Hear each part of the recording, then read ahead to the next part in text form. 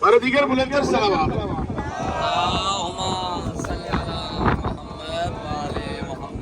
جناب اس وقت ہم عراق کے مشہور و معروف شہر بابل میں موجود ہیں۔ بابل، یہ بابل کی سرزمین ہے جہاں پر ہزاروں سال پرانی تہذیب موجود ہے۔ آپ نے راستے میں کھنڈرات دیکھے ہوں گے، یہ ہزاروں سال پرانے کھنڈرات ہیں۔ ابھی جس مقام پر موجود ہیں یہ ولادت کا حضرت ابراہیم خلیل اللہ ہے۔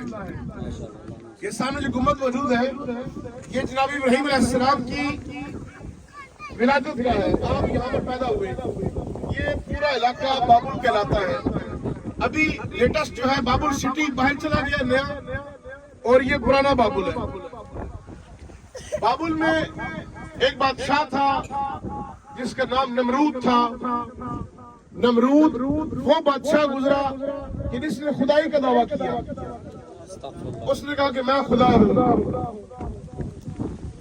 جناب ابراہیم اللہ کے وہ توحید پرست نبی جناب ابراہیم علیہ السلام جنہوں نے کلمہ حق بلند کیا۔ اگر آپ تاریخ کا مطالعہ کریں تو تقریباً تمام ہی انبیاء نے توحید کا پرچم بلند کیا۔ تمام ہی انبیاء نے، ہر نبی کا مقصد بتانے کا یہی تھا کہ اللہ ایک ہے، اللہ یکتا ہے، اللہ کا کوئی شریک نہیں ہے، صفات میں بھی اور دیگر امور میں بھی اللہ کا کوئی شریک نہیں ہے۔ قرآن مجید کا مطالعہ کرے، خدا نے متعال فرماتے ہیں کہ میں ہر گناہ معاف کر دوں گا سوائے شرک معاف نہیں کروں گا۔ بتوں کی پوجا کرتے تھے یہ لوگ۔ جناب ابراہیم علیہ السلام کے چچا آزر، آپ کے ایک اور چچا، ان کا کاروبار جو ہے خاندانی کاروبار، وہ بت بنانے کی فیکٹری تھی ان کی۔ فیکٹری کے مالک تھے کہ جس فیکٹری میں بت بنائے جاتے تھے، اس ٹائم بت بنا کے بتوں کو مارکیٹ میں لے کے جاتے تھے، اور بت کی جیسے آج کل ماڈلنگ نہیں ہوتی کہ کوئی چیز دکھائی جاتی ہے کہ یہ اس کی یہ ویلیو ہے، مارکیٹنگ کی جاتی ہے، بتوں کی بھی منڈی لگتی تھی، اور بت بنا کے دکھاتے تھے کہ یہ بت جو ہے یہ اس کی کوالٹی ہے، یہ کوالٹی ہے، یہ بارش برساتا ہے، یہ بچے دیتا ہے، اس سے جو مانگو دیتے ہیں، بیان کرتے تھے لوگ۔ حضرت ابراہیم بتوں کو برا بھلا کہتے تھے۔ لوگوں نے شکایت کی آپ کے چچا کو کہ ابھی اور خیال کوئی نہیں، اپنے کاروبار کا ہی خیال کر لو، ایسا نہ کرو۔ انہوں نے کہا کہ میں اپنے بھتیجے کو سیلز مارکیٹنگ میں لگاتا ہوں، بت بیچنے کے لیے۔ منڈی لگ گئی، حضرت ابراہیم کو کہا کہ بت بیچنے۔ حضرت ابراہیم گئے اسٹیج پر، ہاتھ میں بت پکڑا، کہا لوگوں یہ بت خرید لو، ہم نے خود بنایا ہے، یہ خدا خرید لو، ہم نے خود تیار کیا ہے، اپنے ہاتھوں سے خدا بنایا ہے، دیکھو اس کو جہاں رکھو گے وہیں پڑا رہے گا، دیکھو یہ کسی کو کچھ نہیں کہے گا، دیکھو یہ پتھر کا بنا ہوا ہے، دیکھو ہم نے اس کے اوپر پینٹ کس طرح خوبصورت کیا ہے۔ لوگ اور سننے آئے تھے، جناب ابراہیم کچھ اور سنا رہے تھے۔ آپ کا مقصد یہ بتانا تھا کہ یہ کسی کام کا نہیں ہے، جس کو ہم خود بناتے ہیں یہ کس کام کا ہو سکتا ہے۔ ایک بار میلہ لگا، سارے لوگ میلے کے لیے شہر سے باہر چلے گئے، بہت بڑے جہاں پر بت موجود تھے، آپ اندر گئے، آپ نے ہر بت کی کسی کی ٹانگ توڑ دی، کسی کا بازو کاٹ دیا، کسی کا ناک کاٹ دیا، اور جو سب سے بڑا بت تھا کلہاڑا اس کے کندھے پر رکھ دیا۔ جب واپس آئے سارے تو انہوں نے کہا کہ یہ کیا ہو چکا ہے، ہو نہ ہو یہ کام ابراہیم کا ہے۔ جناب ابراہیم کو بلایا گیا، آپ نے کہا کہ یہ جو بڑا بت ہے جس کے کندھے پر کلہاڑا ہے، اس سے پوچھو کس نے توڑے ہیں، مجھ سے کیا پوچھتے ہو؟ انہوں نے کہا ابراہیم آپ بھی جانتے ہیں یہ کچھ نہیں کر سکتا، یہ بول بھی نہیں سکتا، یہ کسی کو مار بھی نہیں سکتا، ابراہیم نے کہا کہ یہی تو میں سمجھانا چاہ رہا ہوں کہ یہ کچھ بھی نہیں کر سکتا. جب یہ کچھ نہیں کر سکتا تو کیوں اس کی پوجا کرتے ہو؟ اس خدا کی پوجا کرو جس کا قبضہ قدرت میں جان ہے. وہی آسمان و زمین کا مالک ہے, وہی بارش برساتا ہے, وہی اولاد دیتا ہے, وہی رزق دیتا ہے, وہی اللہ ہے. خیر, اس گستاخی پر اور اللہ کی وحدانیت بلند کرنے کے الزام میں نمرود نے جناب ابراہیم علیہ السلام کو آگ میں پھینکنے کا حکم دیا کہ آگ میں پھینکا جائے. بہت بڑی تعداد میں لکڑیاں جمع کی گئی, میلوں کے اندر لکڑیاں پھیلی. یہ جو سارا علاقہ آپ کو درختوں والا نظر آ رہا ہے, یہ تحت نگاہ اس ساری جگہ پر لکڑیاں جمع کی گئی, میلوں کے اندر لکڑیاں جمع کی گئی. پھر سوچا کہ کیسے اس کو پھینکے, اتنی بڑی آگ ہے جس کے شعلے آسمان تک بلند ہے. شیطان نے خیال دیا کہ اسی محل نمرود پر بنائے جھولا, ایک پیگ تیار کریں, انہیں پیگ میں ڈالیں, جھولا جلائیں اور آگ میں پھینک دیں. آگ کو جھولے میں بٹھا دیا گیا. جھولے میں بیٹھے کہ جناب جبرائیل آئے, کہا اللہ کے نبی مجھے حکم دیں, میں کیا کروں؟ آپ نے کہا اللہ دیکھ رہا ہے. اللہ دیکھ رہا ہے. جھولا جھلانے لگے. پھر جناب جبرائیل آئے, کہا مجھے بتائیں میں آپ کی مدد کروں. کہا میری مدد کے لیے اللہ کافی ہے, مجھے کسی اور سے مدد نہیں چاہیے. جب آپ کو آگ میں پھینکنے لگے پھر جناب جبرائیل آئے کہ اللہ کے نبی اب مدد کے لیے کہیں, آپ کی مدد کہوں. آپ نے کہا کہ جس کی راہ میں ہوں وہی میرا مددگار ہے. اللہ کریم نے بھی ایسا حکم دیا کہ اے آگ گلزار بن جا, اتنی ٹھنڈی بھی نہ ہو جانا کہ میرے ابراہیم کو سردی لگ جائے. گلزار بن جا, خوشگوار انداز بن جا. آگ سرسبز ہو گئی, ٹھنڈی ہو گئی. ذرا کرام میلوں کے اندر پھیلی ہوئی آگ تھی, شعلے آسمان تک بلند تھے. سارے چرند پرند یہاں سے دور بھاگ رہے تھے کہ الٹی سمت میں ایک ہدہد نامی پرندہ آگ کی سمت جا رہا تھا. کیا بات ہے. پوچھنے والے نے پوچھا ہدہد کدھر جا رہے ہو؟ کہا آگ بجھانے جا رہا ہوں. کہا آگ تو پانی سے بجھتی ہے. کہا چونچ میں لے لوں گا کہیں سے پانی. کہا گیا کہ چونچ والی آنکھ سے اس پانی کیا بجھ سکتے ہیں اتنی بڑی آگ؟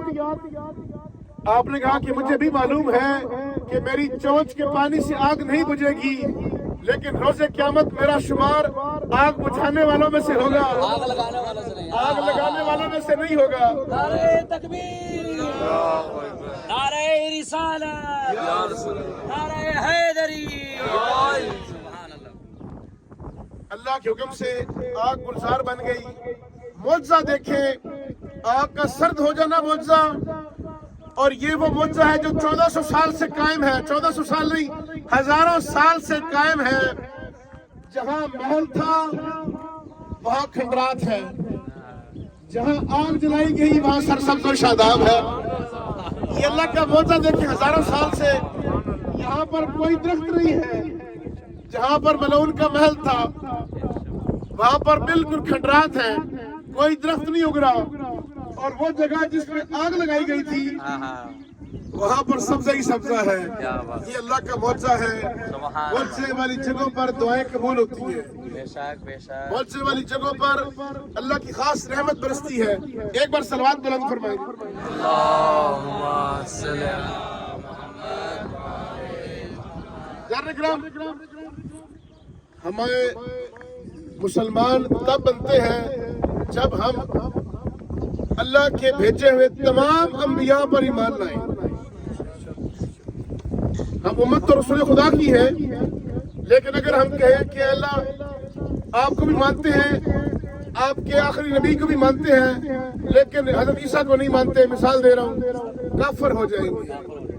کسی ایک نبی کا بھی انکار کریں گے تو کافر ہو جائیں گے. حضرت ابراہیم کے ساتھ تو ہمارا بڑا خاص رشتہ ہے. ہم امت رسول کی ہے, ملت ابراہیم کی ہے. یہ بات کو سمجھیے گا ذرا، ہم امت رسول اللہ کے ہیں اور ملت ہماری جناب ابراہیم کی ہے، ہمارے سارے کام جناب ابراہیم علیہ السلام کی سنت سے ہیں، ہماری شریعت جو چل رہی ہے یہ معمولی تبدیلیوں کے ساتھ شریعت ابراہیمی چلتی آ رہی ہے۔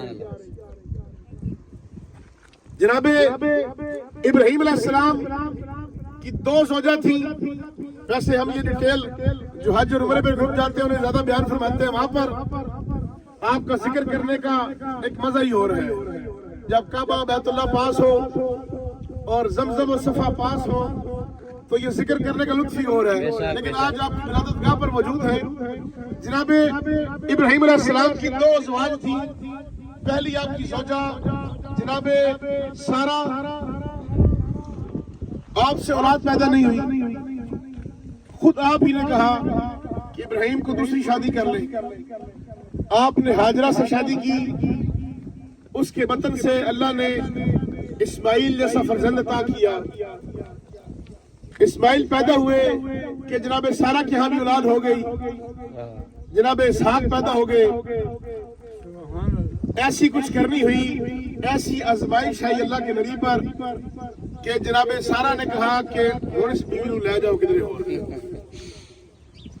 آپ مجبور ہوئے، اللہ کا حکم بھی آیا کہ لے جائے، آپ نے اپنے چھوٹے سے بچے اسماعیل اور اس کی ماں ہاجرہ کو بیابان کے اندر جا کے چھوڑ آئے، اس بیابان میں کہ جہاں پر پانی تک نہ تھا، لیکن کیسی ادائیں پسند آئی اللہ کو ہاجرہ کی کہ بچے کے لیے پانی لینے کے لیے 2 پہاڑیوں کے درمیان ایسا دوڑی، کبھی ایک طرف کبھی دوسرے طرف 7 چکر لگائے، اور جناب اسماعیل کی ایڑیاں رگڑنے سے اللہ نے زمزم جیسا چشمہ پیدا کر دیا، سبحان اللہ سبحان اللہ، جو اتنے ہزاروں سال سے پوری دنیا کو سیراب کر رہا ہے اور ختم نہیں ہو رہا۔ سبحان اللہ، ایسا پسند آیا اللہ کو ہاجرہ کا ایسے دوڑنا کہ اپنے عمرہ اور حج کا واجب رکن رکھ دیا، کوئی جتنا بھی نفیس المزاج کیوں نہ ہو، حکم ہے 2 پہاڑیوں کے درمیان چکر لگاؤ، اور چکر بھی 7 چکر لگاؤ،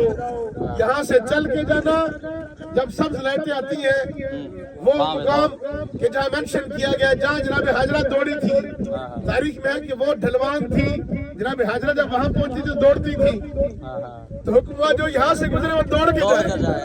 کیسا ہوا کہ اللہ نے ان کی جادوں کو کیسے سیو کیا، محفوظ کیا۔ خدا آپ سب کو سرزمین مکہ کی زرد نصیب فرمائے، آپ مکہ جائیں، زمزم پیئیں، زمزم کے اندر شفا ہے، آپ صفا مروہ کے چکر لگائیں، آپ خانہ کعبہ کا طواف کریں، یہ سارے نظارے خود دیکھیں۔ جان کرام، حضرت ابراہیم علیہ السلام پر بھی اللہ نے آزمائش دی، کہا کہ اپنی قیمتی چیز قربان کر دو، واضح اشارہ دیا، بلاخر تفصیل میں نہیں جاتا کہ بیٹا قربان کر دو۔ آپ نے اپنے اس بچے کو ساتھ لیا، مزدلفہ کے قریب منا کے مقام کے اوپر لے گئے، اور وہاں جا کے بیٹے کو لٹایا، بیٹے کو بتایا کہ آج تجھے قربان کرنے لگا ہوں۔ بیٹے نے بھی کہا کہ آپ اللہ کے نبی ہیں، جیسا اللہ کا حکم ہے پورا کیجئے، آپ مجھے صبر کرنے والوں میں پائیں گے۔ اللہ کے نبی نے اپنی آنکھوں پر پٹی باندھ دی، اور پٹی باندھ کر چھری پھیری اللہ کے حکم سے کہ وہ دمبا بن گئی، اللہ نے قربانی قبول کی، اور پھر قرآن میں آیت کی وَفَدَيْنَا بِذَبْحٍ الْعَظِيمٍ، اے ابراہیم ہم نے تمہاری قربانی کو عظیم قربانی کے اندر تبدیل کر دیا۔ وہ عظیم قربانی چند 100 سال کے بعد جناب امام حسین علیہ السلام کی قربانی کی شکل میں آئی۔ جناب ابراہیم کی قربانی کو اللہ نے بڑھا کر اسی کی نسل سے جناب مولا حسین علیہ السلام کی قربانی کے ساتھ اس کو تشبیہ دی، اور آپ کی قربانی کو ایک ذبح عظیم کے اندر تبدیل کر دیا۔ ابتدا تھے اسماعیل، انتہا ہے حسین۔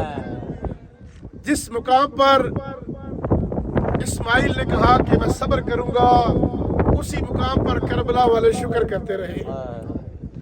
जिस मुकाम पर जनाब इब्राहिम ने नहीं बताया जनाब हाजरा को कि आपके बेटे को कुर्बान करने जा रहा हूँ, उसी मुकाम की इंतहा देखे कि माएँ रात भर अपने बच्चे को सिखाती रही कि बेटा सुबह होना है तूने हुसैन पर कुर्बान, ऐसा ना हो कि हमें शर्मिंदगी हो, बेटा जंग को पीठ न दिखाना, बेटा नामे हुसैन पर कुर्बान हो जाना।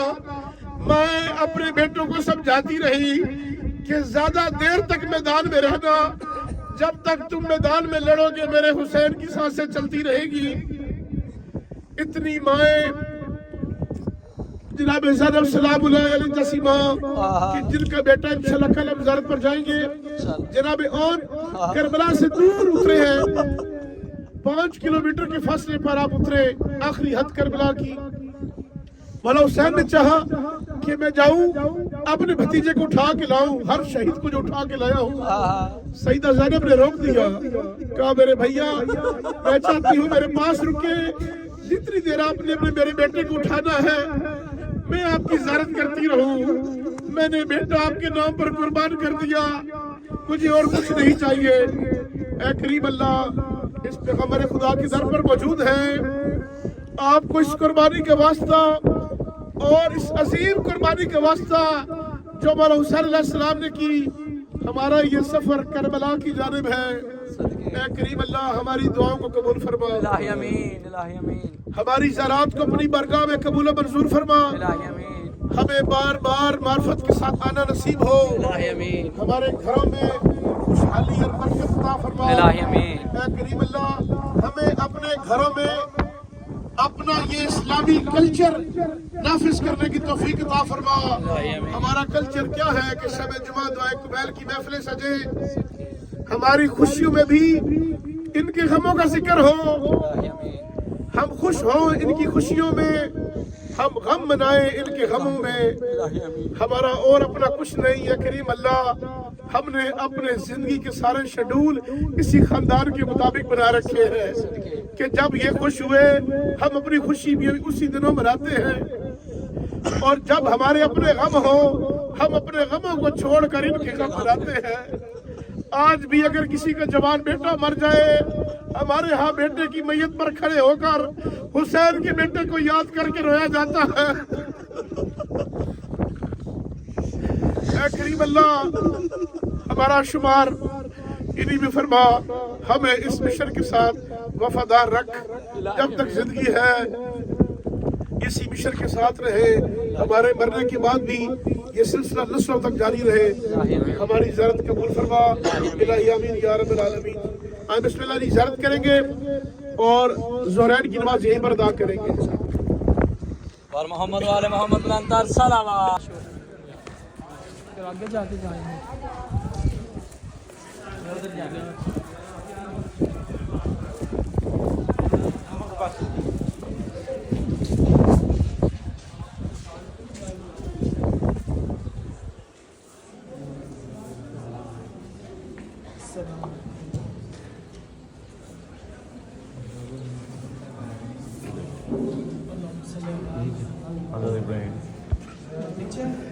तस्वीर बनाने में गलत करते हैं बहुत। अल्लाहुम्मा सल्ली अला मुहम्मद और हज़रत इस्माइल बना सारी जगह तस्वीरें बना रहे हैं।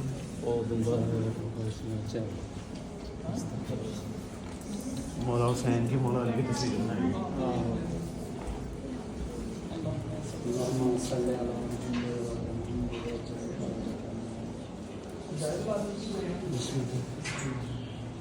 जी यहाँ पे हम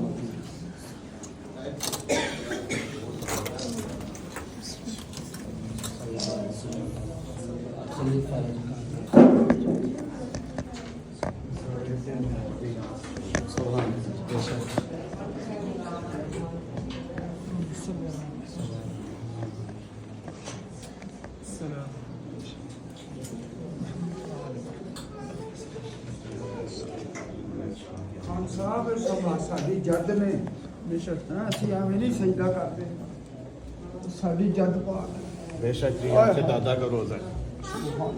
किन के मेरा बाबा को याद कर दुआ करो